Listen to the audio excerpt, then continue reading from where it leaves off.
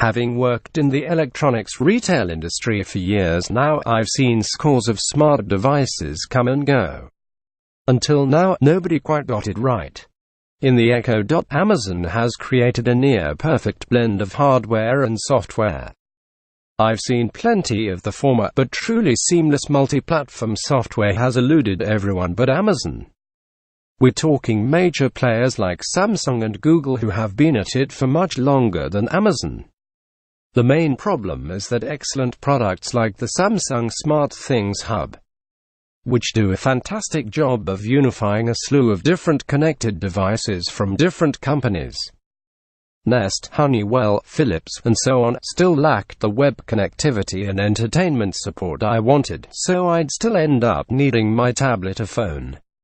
Thanks to fantastic third-party support, the Dot has no problem controlling all of my smart stuff while allowing me to listen to music, order food, check the weather, listen to the radio, set alarms and timers, all of which is easily accomplished through simple voice commands. To me, this is the exceedingly rare product that I didn't know I needed, and now can't live without. Similar to the smartphone and tablet I use every day that didn't exist just a few short years ago. If you're even a little bit curious, you owe it to yourself to give the Dot a try. Add a good speaker and enjoy just how simple a connected life can be. Update. After a bit more time with the Dot, or maybe I should say Dot, since I went out and bought another one for my living room, I've come up with a few tips. 1. Use the best speakers you can with it. I found that while Bluetooth was convenient, I got much better sound out of my JBL Duet computer speakers. 2. Take the time to voice train Alexa at least once. It's kinda tedious but really improves the accuracy. I've now gone through 3 trainings with each Dot. The phrasing gets more intricate with each, and it really is amazing how much of an improvement it makes. Kinda hard to quantify, but I'd guess Alexa is at least twice as likely to understand long, complex phrases and has also gained noticeable accuracy when ambient noise is present. 3. If a phrase doesn't yield the results you're looking for, reword it and try again. For instance, Alexa, lower the temperature to 75 degrees. Got no result, so I tried Alexa, Honeywell thermostat, 75 degrees, and she picked it up perfectly. 4. Take the time to look through all the skills.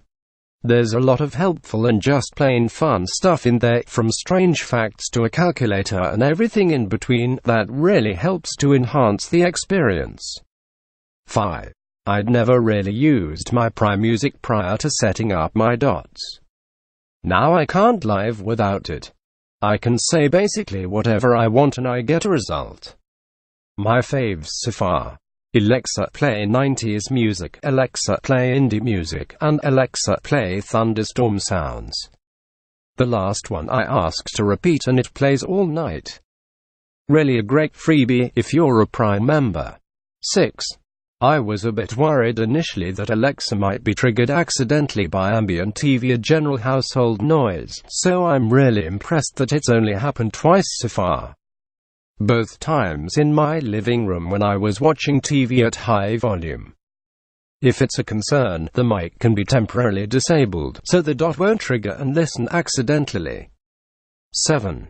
I've had no problem pairing the Dot to a variety of devices including 2 different Bluetooth speakers, my Galaxy S7 Edge, and Pioneer receiver.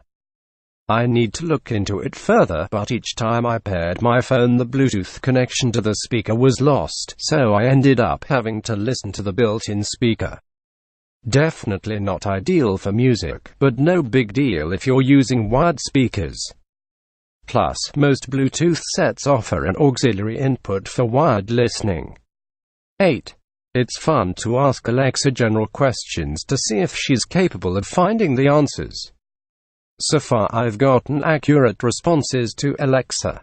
What's the definition of Alexa? How far away is Alexa? Wikipedia, just about anything you can think of and she'll tell you more if you ask Alexa, tell me more. If you have the time, ask her a set of questions and you'll quickly get used to her nuances. 9. Even though the microphones are extremely sensitive and quite accurate, I've found that the dot works best when placed on a surface that's close to the level of the person speaking to it. Generally speaking, 3 to 5 feet off the ground. Alexa had some trouble hearing my requests when the dot was placed above or behind me.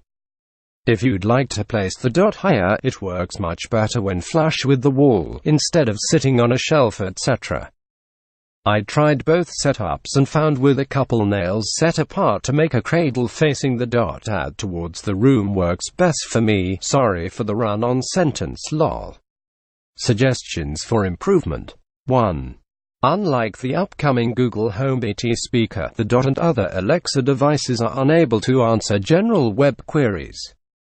They do a decent job of answering factual questions like, how far away is the sun, but I'd really like to see Amazon add a search function. 2. Not Amazon's fault, but several of the news briefing skills update infrequently and volume levels vary enough that I'd find myself constantly changing the volume level to match. 3. I enabled briefings from several outlets like NPR, BBC App, and so on. I'd suggest you pick one or two and stick with them, otherwise you'll hear the same news over and over. I ended up going with BBC and App briefings.